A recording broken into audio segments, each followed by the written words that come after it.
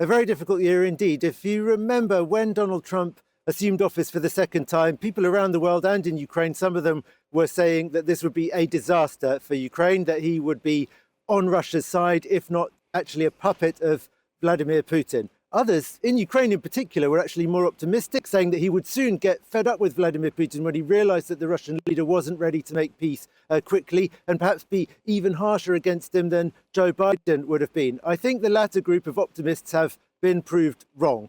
Clearly, Donald Trump has not turned on Vladimir Putin or put the kind of pressure on Russia that Ukraine has been saying throughout this year needs to be put in order for Russia to accept a peace deal. But have the first group really been proved entirely right? I would argue not entirely either. At the end of February, with that disastrous meeting in the White House, it looked like that was the way things were going. Just before Christmas, or at the end of the autumn, it looked that way as well, when the Americans seemed to be pushing Ukraine to accept a 28-point peace plan that Ukrainians said amounted to capitulation. But both times, the American leader was walked back from that and assumed a somewhat more moderate position. I think the Ukrainians think that their diplomatic efforts are to be thanked for that. Volodymyr Zelensky had a couple of very successful meetings after that terrible one with Donald Trump.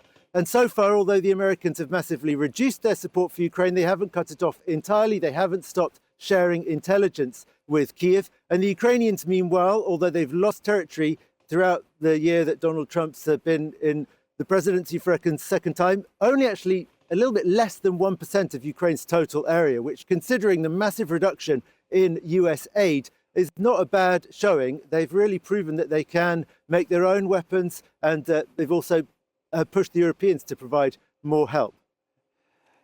Bravo.